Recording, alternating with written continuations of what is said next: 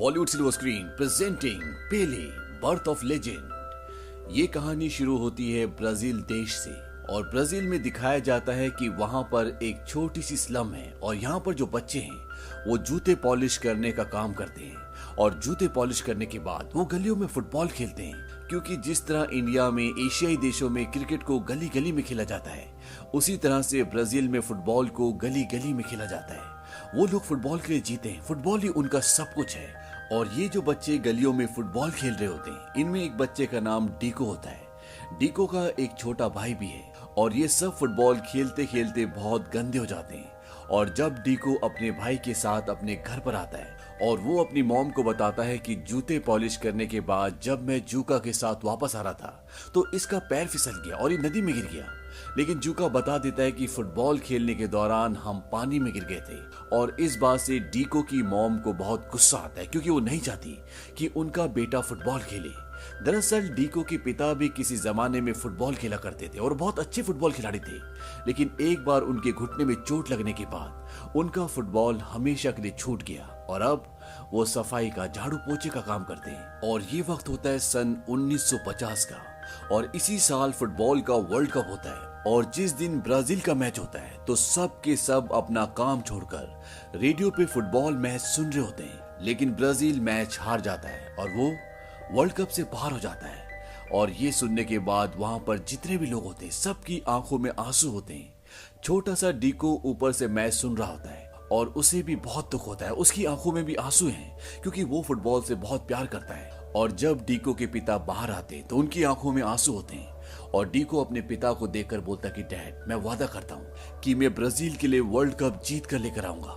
उसके पिता उसे अपने पास बुलाते हैं। वो कहते हैं कि तुम बहुत अच्छे बच्चे हो डीको, लेकिन तुम अपनी मॉम की बात सुनो और फुटबॉल से दूर रहो, क्योंकि उसके पिता का भी आज दिल टूट चुका है। अब एक दिन डीको की मॉम उसे अपने साथ काम पर ले जाती है जहां पर वो सफाई कर रही होती है और डीको भी अपनी मॉम के साथ फर्श को साफ कर रहा होता है। तभी उसकी मॉम को अंदर से कोई बुलाता है और वहां पर चली जाती है और जहां पर डीको काम कर रहा होता है वही किचन में कुछ पेस्ट्रीज भी होती हैं। और जब उसकी मॉम वहां से चली जाती है तो वो एक पेस्ट्री उठाकर उसका एक टुकड़ा खा लेता है, क्योंकि इनकी जिंदगी में भूख है, गरीबी है, इन्होंने कभी कुछ अच्छा नहीं देखा, इसीलिए वो ऐसा करता है।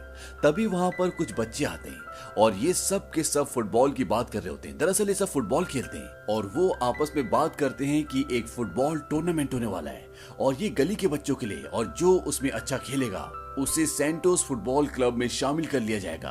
और ये सब बहुत एक्साइटेड होते हैं, हर कोई किसी का नाम ले रहा होता है कि मैं उसकी तरह खेलूंगा और डीको कहता है कि मैं पेले की तरह खेलूंगा। वो सब बच्चे उस पर हंसते हैं। वो कहते हैं ये पेले कौन है? वो कहता है कि वास्को डिगामा का गोलकीपर। दरअसल उसका नाम पेले नहीं बल्कि बीले होता है, जो उसने गलत बोला होता है।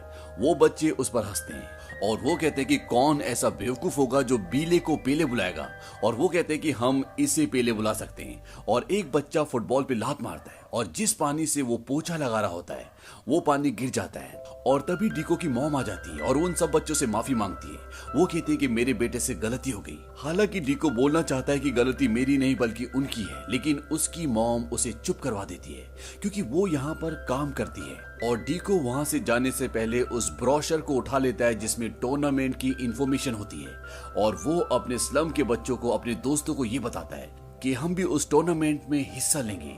उसका छोटा भाई बोलता है कि अगर मॉम को पता चल गया तो मॉम बहुत गुस्सा होंगी। डीको बोलता है कि तुम चुप करो और ये सब के सब अपनी टीम बनाकर उस टूर्नामेंट में हिस्सा लेते हैं। और यहाँ पर वो बच्चे भी होते हैं जिनके घर में डीको की मॉम काम करती है, जिनके जरिए डीको को इस टूर्नामेंट के बारे में पता चला होता है। अब यहाँ पर मैच शुरू होते हैं और डीको की टीम का नाम होता है शूलेस। और इन्हीं में से एक लड़का अपने घर की बेडशीट के लिए सबके लिए एक जैसी ड्रेस बना देता है और धीरे धीरे खेलते खेलते ये फाइनल में पहुंच जाते हैं। और फाइनल में दूसरी तरफ वही टीम होती है, वही बच्चे होते हैं जिन्होंने डीको का नाम पेले रखा है और डीको को इस नाम से बहुत चिढ़ होती है। इनके पास यहाँ पर शूज भी नहीं होते और इसीलिए ये एक मूंगफली की पूरी बोरी चुरा लेते हैं और उसको बेचने के बाद इनके पास कुछ पैसे आते हैं और उन पैसों से ये सब अपने लिए पुराने शूज लेकर आते हैं। लेकिन इन सब के शूज इनके साइज के नहीं होते, इन्हें शूज पहनकर खेलने की आदत नहीं होती। और जब इनका मैच दूसरी टीम द किंग के साथ होता है और जब टीम की अनाउंसमेंट होती है तो अनाउंसर ये बोलता है कि शूलेस के कैप्टन का नाम है पेले। इस बात से डीको को गुस्सा आता है क्योंकि वो इस नाम से चिढ़ता है। और अब फाइनल मैच शुरू होता है और इस मैच के बीच में भी दूसरी टीम वाले कई बार डीको को पेले कहकर चिढ़ाते हैं और साथ ही साथ डीको की टीम यहाँ पर अच्छा परफॉर्म नहीं कर पाती और स्कोर हो जाता है 6-0, यानी डीको की टीम का स्कोर होता है 0। इसके बाद डीको अपने शूज उतार देता है क्योंकि उसे और उसकी टीम को शूज पहनकर खेलने की आदत नहीं होती, क्योंकि स्लम के बच्चे ही गलियों में खेलते हैं और वो भी बिना शूज के।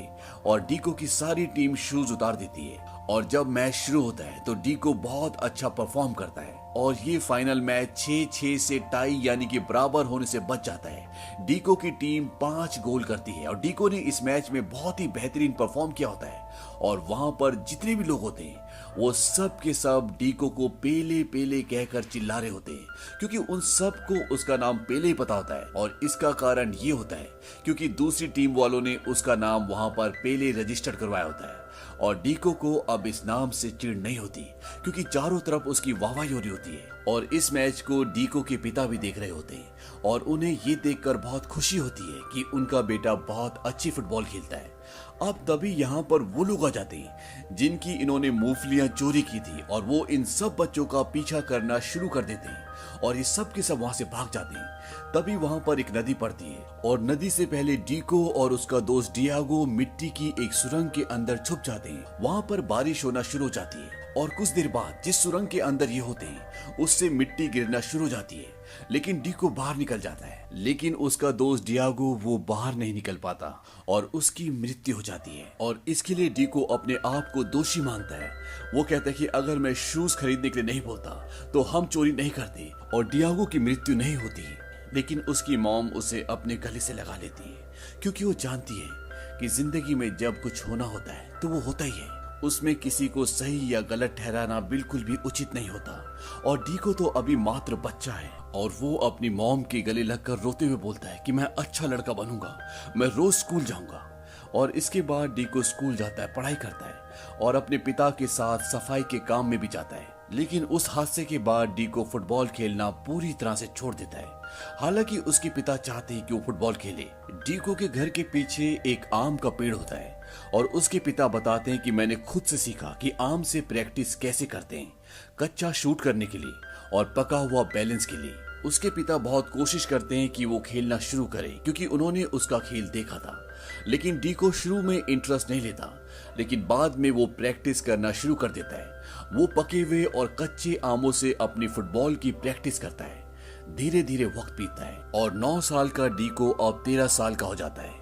और एक दिन उनके घर में एक आदमी आता है और ये सेंटोस फुटबॉल क्लब से होता है। ये एक प्रोफेशनल सॉकर फुटबॉल क्लब है और अब डीको इस क्लब से खेलना शुरू करता है। लेकिन उसकी परफॉर्मेंस इतनी अच्छी नहीं होती और इस बात से डीको खुद भी परेशान हो जाता है और उसे लगता है कि वो फुटबॉल नहीं खेल सकता और वो ये तय करता है कि वो घर वापस चला जाएगा। और जब वो रेलवे स्टेशन पर होता है तो वहां पर डिब्रिटो आते हैं। डिब्रिटो अपने जमाने में एक बहुत अच्छे फुटबॉल प्लेयर थे और अब वो सेंटोस फुटबॉल क्लब का हिस्सा हैं। वो उसे बोलते कि तुम कहाँ जा रहे हो? डीको बोलता है कि मैं जा रहा हूँ क्योंकि मैं दूसरे लोगों की तरह नहीं खेलता और अगर मैं वापस स्कूल नहीं गया तो मुझे टॉयलेट साफ करने पड़ेंगे। डिब्रिटो बोलते कि तुम्हारे खेलने का तरीका पुराना है और ये एक बहुत ही शानदार तरीका है। वो उसे बताते हैं कि गुलामी के दिनों में दुश्मनों से लड़ने के लिए एक मार्शल आर्ट का उदय हुआ था और उसका नाम जिंगा था और बाद में इस स्टाइल को फुटबॉल में डाल दिया गया जिससे फुटबॉल बहुत शानदार हो गया। लेकिन जब 1950 में ब्राजील वर्ल्ड कप हारा तो सब ने ये मान लिया कि फुटबॉल में जो जिंगा स्टाइल हम इस्तेमाल करते हैं ये सब उसकी वजह से हुआ है और उसके बाद सब ने इसका बहिष्कार कर दिया और तुम्हारे खेलने के तरीके में आज भी वही तरीका है, इसीलिए तुम्हारे कोच चाहते हैं कि तुम उस तरीके से ना खेलो। वो उसे ये भी बताते हैं कि तुम्हारे अंदर जो जिंगा स्टाइल है वो बहुत ही मजबूत है, बहुत ही अच्छा है, या तो तुम उसे बाहर निकालो और दिखाओ कि तुम क्या कर सकते हो, नहीं तो यहाँ पर कुछ ही पलों में ट्रेन आ जाएगी, तुम उस पर बैठकर जा सकते हो। और ये कहकर डिब्रिटो वहां से चले जाते हैं। लेकिन डीको ट्रेन नहीं पकड़ता बल्कि वो फुटबॉल क्लब वापस आ जाता है और एक बार फिर से खेलना शुरू करता है और इस बार वो बिल्कुल अपने अंदाज से खेलता है और बहुत ही बेहतरीन तरीके से गोल करता है। उसका गोल देखकर उसके कोच भी हैरान हो जाते हैं और वो डीको को बुलाते हैं। वो कहते तुमने क्या किया? वो कहता है सॉरी सर। उसके कोच कहते हैं कि दोबारा करो, और इसके बाद वो कई गोल्स करता है और डीको जो अभी यूथ टीम में भी नहीं था उसे सीधा प्रो टीम में डाल दिया जाता है। और 15 साल के डीको की परफॉर्मेंस से सेंटोस क्लब कई सारे मैचेस जीतता है, वो कई सारे गोल करता है और धीरे धीरे डीको का नाम फैलता ही चला जाता है। और वक्त आता है सन 1958 का और इस साल वर्ल्ड कप है, लेकिन अभी डीको मात्र 16 साल का है, इसीलिए उसे टीम में शामिल नहीं किया जा सकता। लेकिन जब टीम्स के प्लेयर्स की अनाउंसमेंट होती है तो उसमें आखिरी नाम डीको का भी होता है। और ये सुनने के बाद डीको, उसके पिता सब बहुत खुश हो जाते हैं और वर्ल्ड कप पर जाने से पहले डीको के पिता उसे बोलते हैं कि ब्राजीलियंस की अब फुटबॉल से उम्मीदें खत्म होती जा रही हैं। पिछला वर्ल्ड कप भी हम हार गए और अब तुम्हारे ऊपर एक बहुत बड़ी जिम्मेदारी है। वो उसे बताते हैं कि तुम्हारे अंदर कुछ ऐसा है जो मेरे अंदर कभी भी नहीं था। जब मैं फुटबॉलर था तो मैं भी झींगा स्टाइल से खेलना चाहता था, लेकिन जब मैं शॉट लेने के लिए आगे बढ़ा तो मेरे अंदर शक पैदा हो गया और डबल माइंडेड होने की वजह से मुझे इंजरी हो गई और मेरा फुटबॉल हमेशा के लिए छूट गया। तुम कभी ऐसा मत करना, अपने आप पर भरोसा रखना, लोग चाहे कुछ भी कहें, तुम्हें अपने भरोसे को कभी नहीं छोड़ना। वो कहता है कि समझ गया डैड, और उसके डैड उसे एक जर्सी भी देते हैं जिस पर पीछे पेले लिखा होता है। डीको बोलता है कि इस नाम से तो अमीर लड़के मुझे चिढ़ाया करते थे। उसके पिता कहते कि नहीं, जब वो तुम्हें झींगा स्टाइल में खेलते हुए देखते हैं तो वो तुम्हें इसी नाम से बुलाते हैं। इसके बाद डीको वहां से चला जाता है और वो वहां पहुंच जाता है जहां पर ब्राजील की पूरी इंटरनेशनल टीम है। और यहाँ पर प्रैक्टिस मैच से पहले डीको के कोच उसे वार्निंग देते हैं। वो उसे कहते हैं कि तुम झींगा स्टाइल से नहीं खेलोगे। शायद ये सेंटोस क्लब में चलता होगा, लेकिन इंटरनेशनल लेवल पर ये पूरी तरह से फेल हो जाएगा। और वो ऐसा इसलिए भी कहते हैं क्योंकि 1950 में ब्राजील बहुत बुरी तरह से हारा होता है और अभी तक वो यादें इनके दिल से नहीं निकली होती और इसीलिए कोई नहीं चाहता कि झींगा स्टाइल फिर से फुटबॉल में आए। लेकिन जब प्रैक्टिस मैच शुरू होता है तो डीको झींगा स्टाइल से खेलता है क्योंकि उसे अपने पिता की बात याद होती है। और यहाँ पर प्रैक्टिस मैच के दौरान उसके नी में इंजरी हो जाती है और अब कोई उम्मीद नहीं है कि डीको इंटरनेशनल मैच खेल पाएगा। वो अपनी मॉम को कॉल करता है। वो कहता है कि मेरी नी में इंजरी हुई है और डॉक्टर्स कहते हैं कि ये पता नहीं कि मैं कब दोबारा खेल पाऊंगा। इस बात से उसकी मॉम को बहुत दुख होता है क्योंकि ऐसी एक इंजरी की वजह से उसके पिता का भी फुटबॉल पूरी तरह से छूट गया था और आज वो सफाई का काम करते हैं। डीको कहता है कि मुझसे गलती हो गई, मुझे स्कूल में ही रहना चाहिए था, मुझे पढ़ना चाहिए था। उसकी मॉम कहती है कि ऐसा मत सोचो, हम सब ने फैसला किया था और चाहे कुछ भी हो जाए हम सब तुम्हारे साथ हैं। वहीं डॉक्टर ये बोलते हैं कि शायद अब डीको अगला सीजन खेल पाएगा, लेकिन डीको को रिप्लेस करने के लिए अब बहुत देर हो चुकी है, उसे उन्हें अपने साथ ले जाना ही होगा। तभी रेडियो पर यह न्यूज आती है कि ब्राजील की 1950 और 1954 की हार के बाद क्या ब्राजील इस बार वर्ल्ड कप फाइनल में अपनी जगह बना पाएगा। और साथ में ये भी बताते हैं कि ब्राजील के खिलाड़ी पुराने तरीके से अपने आप को इंजर्ड कर रहे हैं और ये न्यूज डीको के बारे में होती है। इस बात से उसका कोच खफा होता है, लेकिन वो उसे कुछ कहता नहीं है।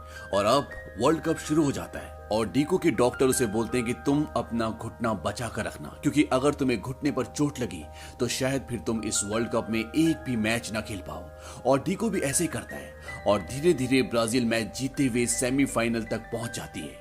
और सेमीफाइनल में उनका मुकाबला होता है फ्रांस के साथ और फर्स्ट हाफ से पहले फ्रांस और ब्राजील 1-1 से बराबरी पर चल रहे होते हैं और हाफ टाइम के बाद इन्हें दोबारा से मैच शुरू करना है। और जब ये अपने रेस्ट रूम में होते हैं तो डीको जोस के पास जाता है क्योंकि जोस ये बोलता है कि उसे इंजरी हुई है और वो अभी नहीं खेलेगा। डीको से बोलता है कि मैं तुम्हारी तरह नहीं खेल सकता, अगर तुम्हारा पैर ठीक हो गया हो तो तुम वापस चले जाओ।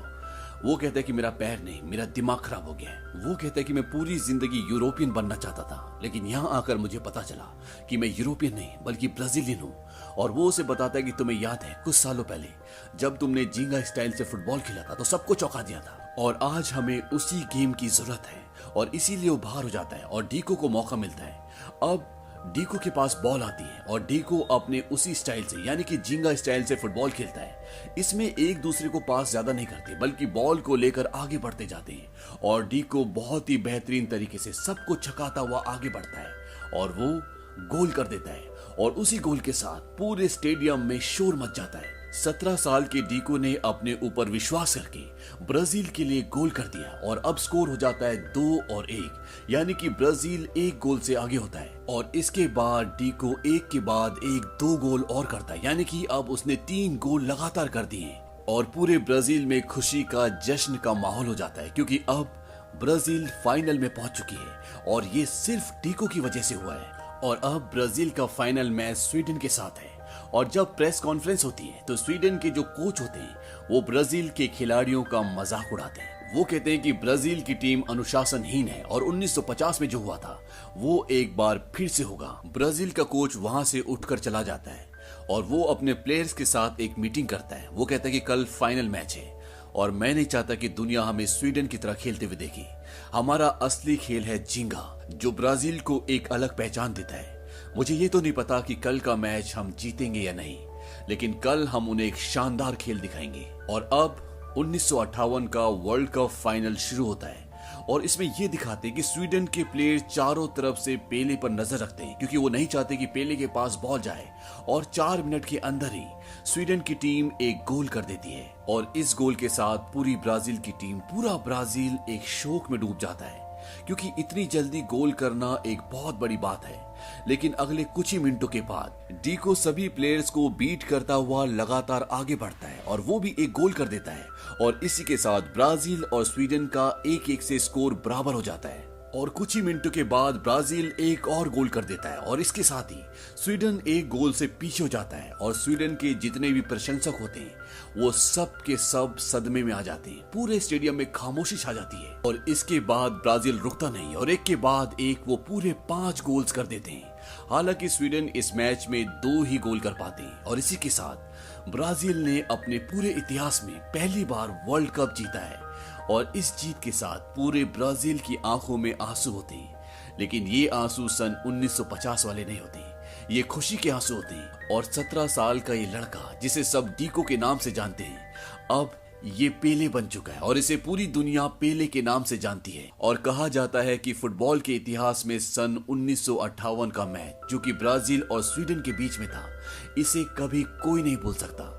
और इस मैच के जीत के साथ जिंगा स्टाइल को पूरी दुनिया देखना चाहती है, पूरी दुनिया सीखना चाहती है, क्योंकि अब सब उसके मुरीद हो चुके हैं। और 1961 में ब्राजील के प्रेसिडेंट ये घोषणा करते हैं कि पेले हमारे राष्ट्र की एक विरासत है। पेले 17 वर्ष की उम्र में वर्ल्ड कप में गोल करने वाले और जीतने वाले सबसे कम उम्र के खिलाड़ी बने। और इसी के साथ साथ 1962 का वर्ल्ड कप भी ब्राजील ने जीता और 1970 का भी।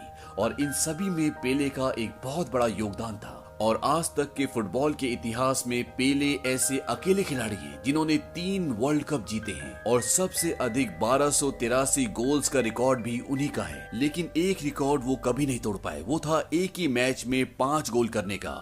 और ये रिकॉर्ड पेले के पिता के नाम था, क्योंकि वो भी एक फुटबॉलर थे और उन्होंने एक ही मैच में 5 गोल किए थे। उनके पिता का नाम था डॉन्डिनो डो नासिमिंटो। और इसके साथ साथ ओलंपिक इंटरनेशनल कमेटी ने पेले को सदी का एथलीट कहा। तो ये थी कहानी महान पेले की। ये फिल्म सन 2016 में रिलीज हुई थी। उम्मीद करते हैं कि ये कहानी आपको पसंद आई होगी।